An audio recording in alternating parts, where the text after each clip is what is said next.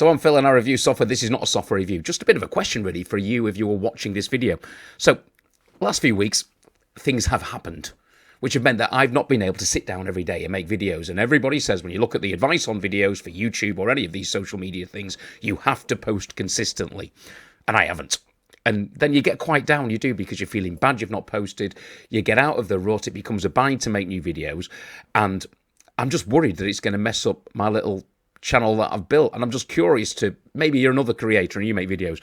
Number one, how do you get consistent when things happen? It's all very well saying build up a stash of videos so that you can release. I saw a big channel, one of the guys, vidIQ, the guy Rob, and he's leaving Canada to come back to the UK. And basically they've got 3 months of videos. But of course, big channels like vidIQ, they've got like a team. He just stands there and does his chat, makes the video. Then it goes to Mr. Edit, who edits it, which is great.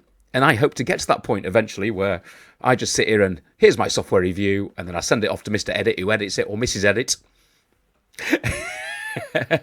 Or Ms. Edit. You know the score. And then somebody else does the YouTube thumbnail and somebody else does the YouTube description, and it's all up there. But when you are small time, and this is really just a shout out to anybody who is small time trying to get going, when you do everything, I don't know if people really like, let's just show you the channel quick, I'll just jump over to it. When you do everything, it takes a lot of time just making one video.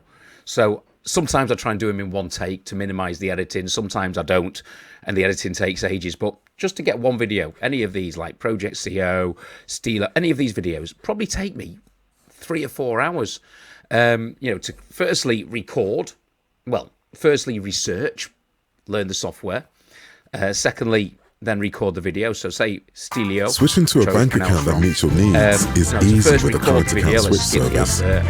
You might looking at a tool. So there's my little intro, chatting away. So this was filmed in the back of my van. Let's have a look. Believe it or not. So these videos you can see here, this one filmed in the back of the little van. So what happened to me was it's got too cold. Also, tied in with, it sounds like I'm not living in the van. I live in the van whenever I can and I get away in it, but it's actually set up as my studio. And literally, where at my home, there is nowhere where I can set up with a big background and chat away in a busy house. So the van was perfect, but then it got cold. We had the cold snap. Tied in with me dad having a little operation in hospital. I'm saying quiet because I'm actually recording this at their house now. He's fine, everything's good. But tied in with stuff happening to me, that meant that I just got out of the flow and couldn't make me videos. But for example, this video, 18 minutes long, going through, learning the software, describing it, explaining how it works, and then demonstrating how it's worked, takes quite a long time. Then I've got to put that into the editing, and that takes, on a big video like that, probably takes me a good hour and a half. Then, let's go back to my videos. I've got to make my thumbnails. Now, all right, I don't take too long making the thumbnail, but you've got to make your thumbnail look okay. By the way, any comments?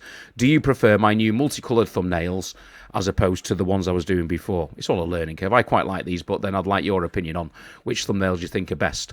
Then you've got to make your thumbnails, and then you've got to upload the video to YouTube, and you've got to make decent titles and descriptions, because at the end of the day, you want your video to be found, so you've got to spend your time doing, trying to, I'm not an expert on it by any means, but make your titles and descriptions. So each video probably ends up taking 4 hours. So my question really is, if you're watching the video, number one, do you think it matters if you sort of miss out? As long as you get back onto it and you get back into it afterwards, do you think that is okay? Or does it mess up on the YouTube algorithm or wherever it is that you're posting algorithm? Does it mess it up, and do you start, losing your views and, lose your growth, which is what we're after at the end of the day? Number one. Number two, if you have subscribed to the channel, please do subscribe. When you don't see a video for me for a week, you think, he's given up. Because I definitely haven't given up. Just curious to what you think. The struggles of somebody who's trying to get going on YouTube in 2022. I'd love to know your thoughts on what you think about anyone. Have a look at the channel. Tell me what you think of it. If you find this video, tell me what you think of the videos, my thumbnails, and where I'm at. And do I just keep on going and not worry about it too much? I'll upload this and see what you say. See you soon, everyone.